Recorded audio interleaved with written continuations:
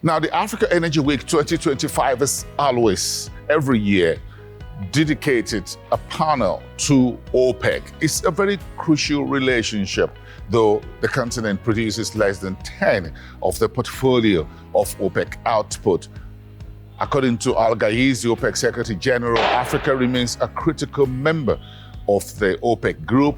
But what more needs to be done to get more hydrocarbon out of the continent in the age of energy transition and energy sustainability? Looking beyond 2026, what strategies is OPEC considering when it comes to managing oil supply and demand, particularly in the context of increasing competition from OPEC and non-OPEC producers and the global push towards cleaner sources of energy? We always take a longer-term view about the global market, trends, trajectories for growth. And based on that, we plan our strategies both within our member countries, but also as a Secretariat, we advise our member countries on what projections would be like in the future. So beyond 2026, I think we're talking more on the medium to longer term. So for us, as I said, we see the global population rising from now 8 billion to 10 billion. And most of that growth is going to be in Africa and then the rest of the developing world in Asia. And younger populations will require the luxuries that we all take for granted, or some of us take for granted in many parts of the world. The urbanization that I spoke about, also having its impact. And the economy is set to grow with trade and everything flowing and flourishing. So that means that the world's going to require about 23% more energy in 2050 than it is consuming today.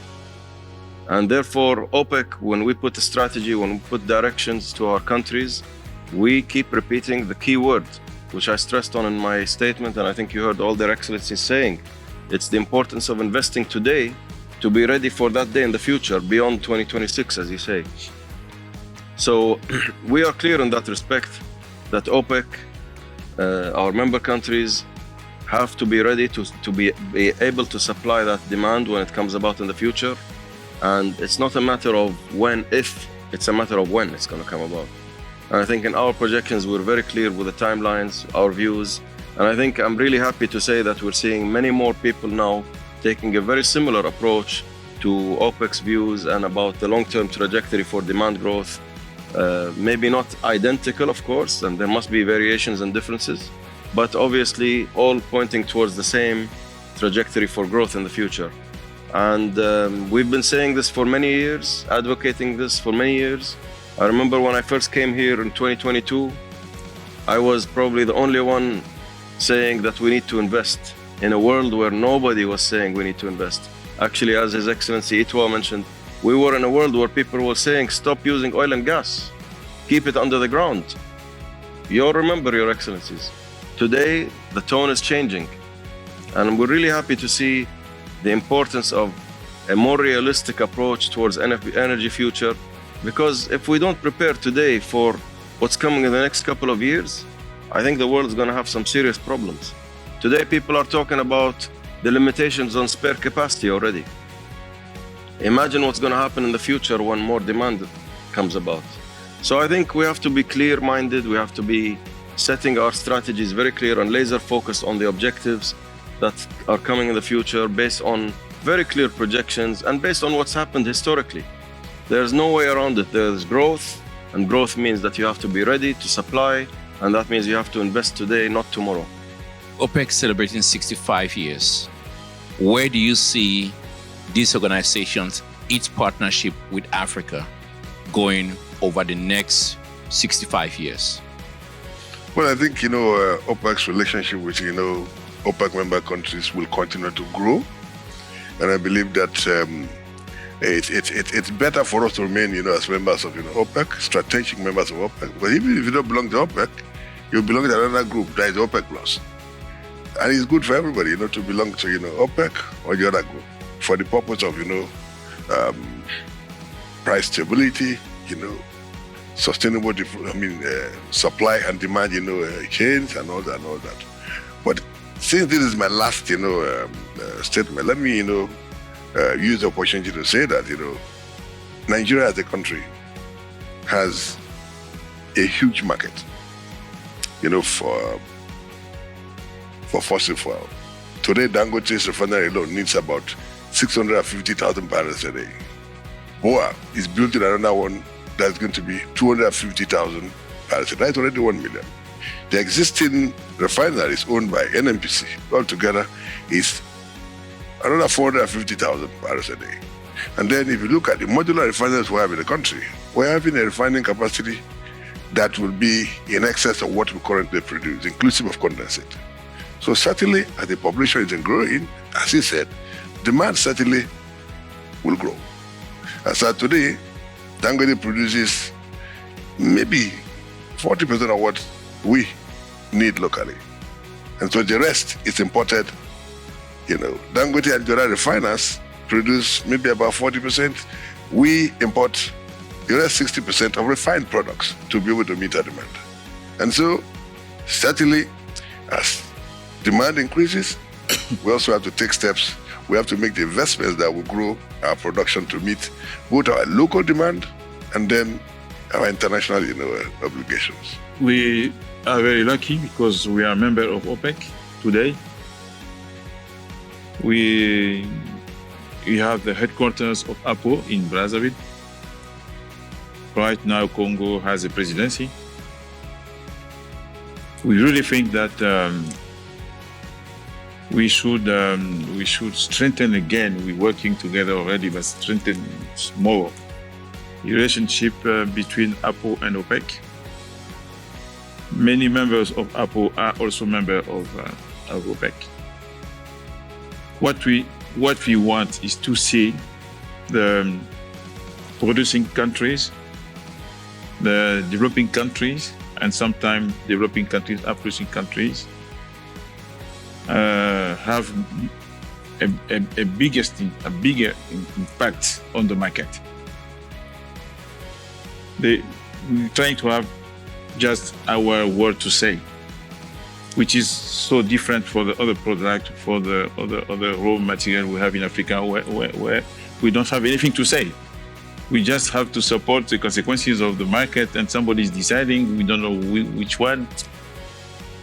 For oil, we have that two organizations having a key role,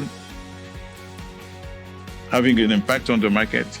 We have to strengthen it, and I hope that many other countries in Africa starting producing oil and gas will join us simultaneously in APO and OPEC, and then give us more power. You have been talking about non-OPEC and OPEC countries.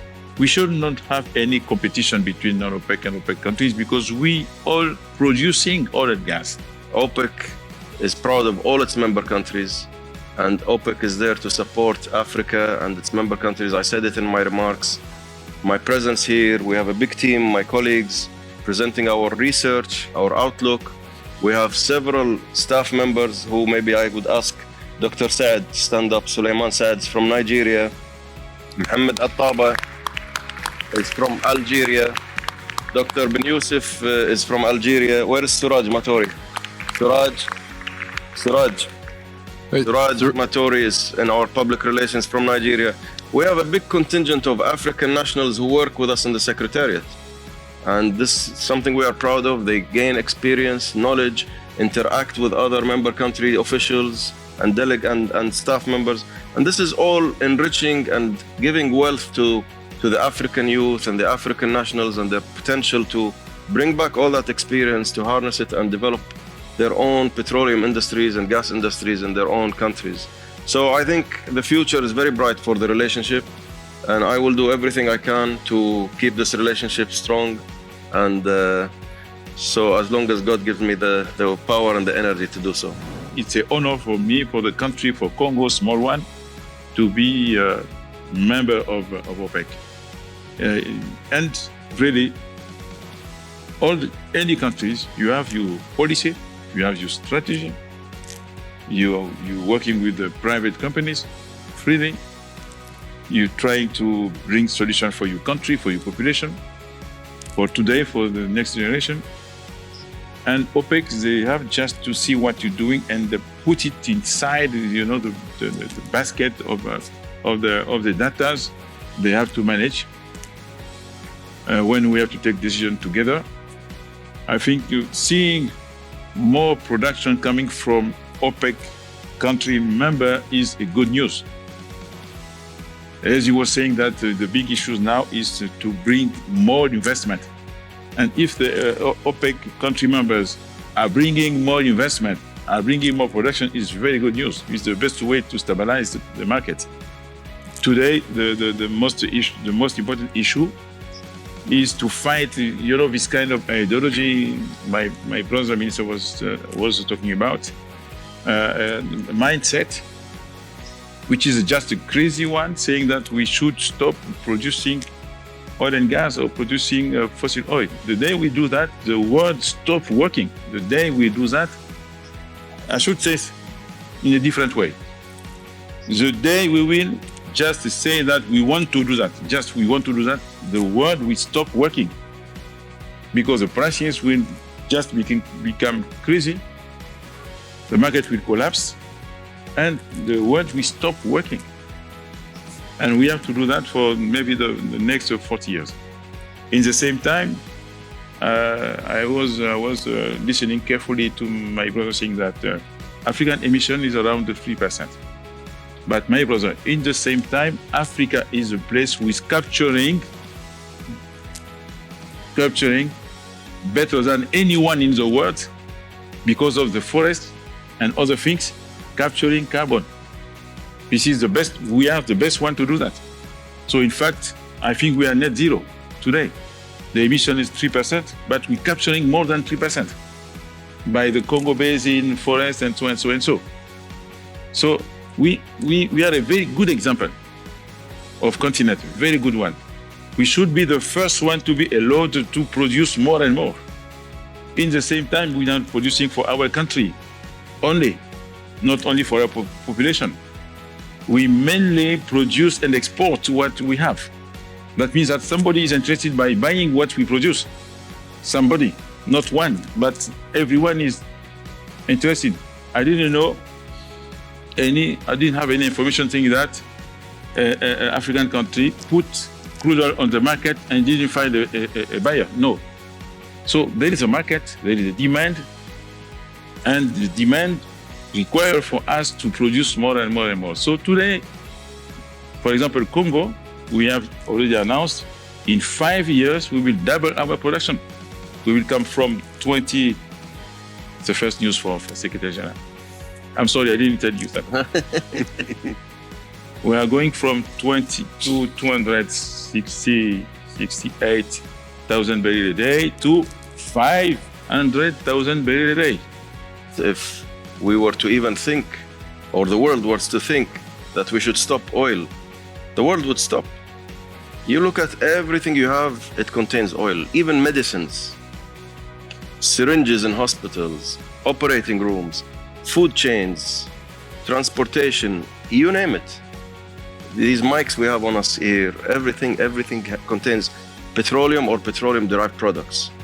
And it's the most easily transportable, it's affordable, it's abundant. So I think the question about stopping oil production is not a question to be discussed at all. Now, add to that, which maybe I didn't touch upon, the importance of what His Excellency is saying. For example, Congo's plans, and rightfully so, their plans to increase their production to 500-600, whatever the country can do in the future, because there is going to be growing demand.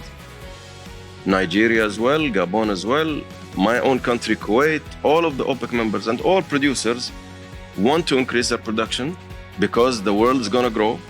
We're going to have 2 billion people more on the planet by 2050. We're going to have the economy, the global economy is going to double in size compared to what it is today. We're going to have rapid urbanization growth. From now to 2030, which is only 4.5 years from today, you're going to have at least 500 million, 500 million people around the world moving to new cities. Imagine 500 million people moving to create new cities around the world. I don't know what the population is of Cape Town, but For example, I was just in London. London is 10 million. You're talking about 50 cities the size of London. 50 new cities around the world the size of London. If London is 10 million, simple mathematical. Sorry, just to say, can we imagine together what kind of energy is going to be required to fuel all of that? And again, it's not just oil, it's not gas, it's going to be all sources of energy. All sorts. This is our approach, and I think it's very reasonable, it's very fair. And for all those talking about energy transition being replacing oil and gas, energy transition has never been about replacing sources of energy. Honestly, wood is still being used, coal is being used, and at record levels every year. Oil keeps hitting new records every year, and gas continues to rise every year. And renewables is also catching up, but renewables is starting from a very low base. So the world's going to need to invest not only in oil and gas, but in all sources of energy. And to deal with climate change and the issues of climate change, we have to invest in all the technologies possible to deal with reducing the emissions. Saudi Arabia has a clean cooking program to develop clean cooking fuels using LPG in Africa. And I know that for a fact. It's the Saudi Ministry of Energy working with many of our African member countries and also with the G20 presidency on that. Also, we have our sister organization, the OPEC Fund for International Development, which is heavily investing in development programs all around the world, including investing in making LPG available as a clean cooking solution. So, but that comes with investments as well, because you get LPG also from investing in a refinery. You get LPG from associated gas when you invest in production as well. So all of that is a bundle that comes together. But there has to be a roadmap on how we want to make it available to the people, as I agree with you. And that requires close government-to-government collaboration and investments together in many projects. And that will make people receive these simple cylinders of clean cooking fuels. And you know, when you avoid biomass, for example, actually using LPG, this is a WHO statistic saying that LPG reduces emissions by 50% compared to biomass, imagine. And we have around 3.2 million deaths per year just because of people using inefficient cooking fuels. Nigeria has a policy where we officially adopted, gas as a clean fuel. And so because of the importance of that, the present administration appointed somebody as Minister of Gas, who incidentally is also, in this conference. But let me say that we have comprehensive, programs to see how we can get, LPG available, for our teaming Nigerians as part of our steps, to ensure that, we reduce the level of emissions, in the country. But like what Hitam said, the level of LPG you produce in the continent also requires investment. Without investment in gas, the LPG, would not be available. Right now, Nigeria would not produce enough LPG, and so we also rely, on import to supplement what we produce locally. Meanwhile, we have abundance, 209 trillion cubic feet of gas. And, even when it's available, because we don't run a communist system, people must also be able to raise money on their own, substantially, to be able to buy, the gas cylinders, that will be required, to sustain, this clean cooking, program. And that is why we're saying that, look, the only way Africa can come out of poverty is for us to explore our resources, all our available sources of energy, so that we can industrialize and employ our own people. If we don't do that, we'll continue to depend, on programs from other people to solve, our own problem. I'm aware of, the Saudi program also in Nigeria. But I think Saudi, has a budget of $30 million, to support people, with clean cooking, facilities in Nigeria. But Nigeria is a country of 220 million people and still growing. So that is like a drop in the ocean. That also complements what we are doing as a government. But fundamentally, the point is that we need more investments, and the investments are coming. As you have heard from that panel of experts, it's the age of drill, baby drill for Africa. and hope you enjoy the conversation, not just for now, but for the future of Africa's energy sustainability. Reporting from the African Energy Week 2025, this is your special edition of Energy Frontiers. For Frontier Africa Report, I am Bosin Amafaye in Cape Town, South Africa.